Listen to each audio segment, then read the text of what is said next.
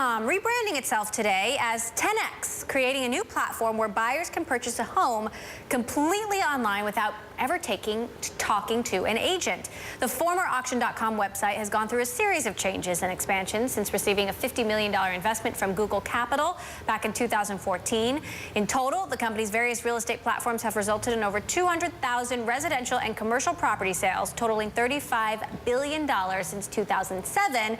Joining me now to discuss this rebranding effort, Tim Morse, CEO of the newly named 10X, former CFO of Yahoo, and also former interim CEO of Yahoo. We're going to talk about that while you're here. But first, let's talk about 10X. Why the rebrand and the change in strategy?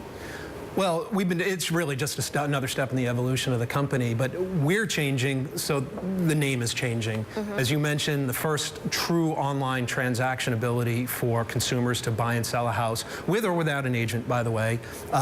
Auction functionality and non-auction functionality, value propositions for brokers, functionality for brokers and agents, and better tools and data and intelligence for everyone. So we look at it really as a rallying cry. We want to make buying and selling real estate 10 times better for everyone.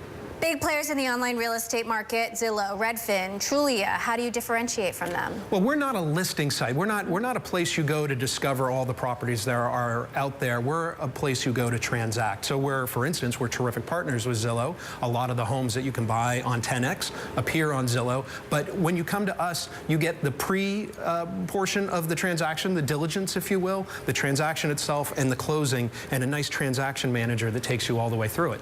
You're launching initially in 4 cities, Dallas, Denver, Phoenix, Miami. Right. Why not San Francisco? Well, we wanted to pick the markets that we thought were the most translatable to the rest of the country. So we stayed away from the big, hot metro markets, New York, San Francisco, LA, etc. The other ones are more representative. So, you think Yahoo needs a rebrand? What a transition. You know, I am not that current on the Yahoo story. It's very similar to what seemed to be going on, well, what I know was going on at the end of 2011, beginning of 2012. It's eerily similar. What I really think is that management team needs more time to turn it around. It's a really big job. They've got the media side of the business. They've got the technology side of the business. It is a huge, huge ship to turn, and you need the time to make the plan stick. If you were Marissa Mayer, because you've been in this position, what would you be doing right now? Well, what you're doing at this point is really trying to minimize the external distractions and execute your plan and keep the employee base together.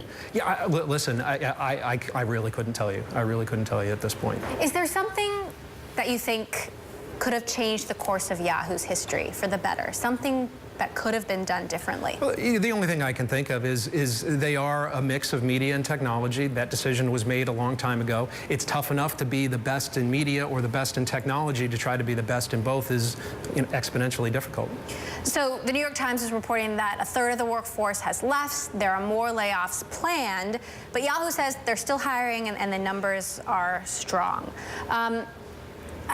Is there a sense of denial here, or what's really going on?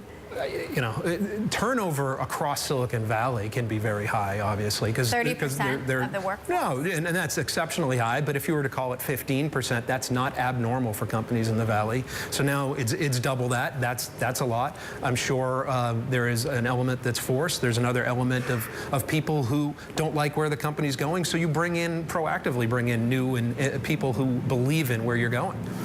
You know, again, past that, I really can't comment too much. So as the former CFO and the former interim CEO, how do you see this playing out? How does Yahoo, what's the next chapter or the end of Yahoo's story? I think they have to figure out a way to use I think I heard recently it's 1 billion users now. I think when I left it was 725 million users monthly, 1 billion maybe now. They just have to figure out a way to use those to best effect, and whether it's with a partner that creates synergy around those users, or they have better breakthroughs on the media side of the business, I don't know. Would you sell? Would I sell? Would you sell the core business? I think if you found the right strategic partner. Yeah? All right. We'll be watching. Yahoo interim CEO Tim Morse, also the CFO at one point, and CEO of the newly rebranded 10X. Thank you so much for joining us. Thanks for having me on.